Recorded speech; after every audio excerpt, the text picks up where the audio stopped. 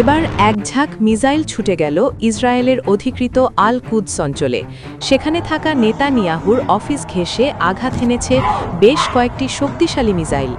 মঙ্গলবার ভোরে দখলদার দেশের প্রধানমন্ত্রীর অফিসকে লক্ষ্য করে বিশাল আঘাত হানে ইরানি বাহিনী। এই হামলায় বেনিয়ামিন নেতানিয়াহুর ভাগ্যে কী ঘটেছে সেটি এখনও অনিশ্চিত। এর মধ্যেই সামাজিক মাধ্যমে ছড়িয়ে পড়েছে হামলার ছবি। এসব ছবিতে দেখা গেছে অধিকৃত পশ্চিম তীরসহ বিভিন্ন এলাকার আকাশে ছুটে যাচ্ছে ইরানি মিসাইলের বহর। ব্যাপক বিস্ফোরণে কেঁপে উঠেছে অধিকৃত আল কুদ অঞ্চল। গণমাধ্যমগুলো বলছে ভেঙে পড়েছে এই অঞ্চলের প্রতিরক্ষা ব্যবস্থাও। সাইরেন সংকেত পাওয়ার আগেই বেশ কয়েকটি বড় বিস্ফোরণের শব্দ পাওয়া গেছে। একটিমাত্র মিসাইল প্রতিহত করতে সক্ষম হয়েছে ইহুদি রাষ্ট্রের প্রতিরক্ষা ব্যবস্থা।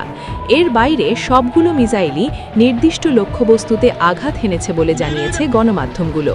এর আগে সোমবার সবশেষ নেতানিয়াহুর এই ভিডিওটি প্রকাশিত হয়েছে।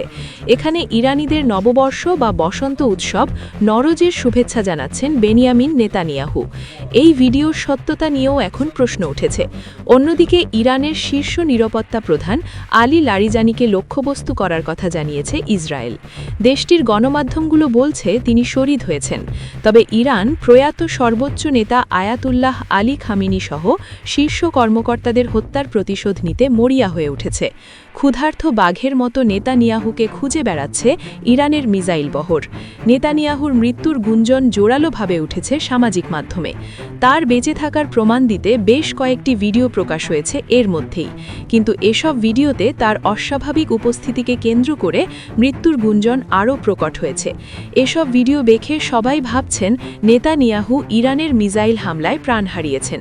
সবাই ভাবছেন নেতানিয়াহুর সাম্প্রতিক ভিডিওগুলো আর্টিফিশিয়াল ইন্টেলিজেন্স বা এআইতে তৈরি। তবে আইআরজিসির সতর্কতায় এটা স্পষ্ট যে এই বাহিনীর এখন একটাই লক্ষ্য, বেনিয়ামিন নেতানিয়াহুকে খুঁজে বের করে হত্যা করা। ইসরায়েলের দিকে ইরানের মিসাইল ঝড়ো বারবার সেটি প্রমাণ করছে।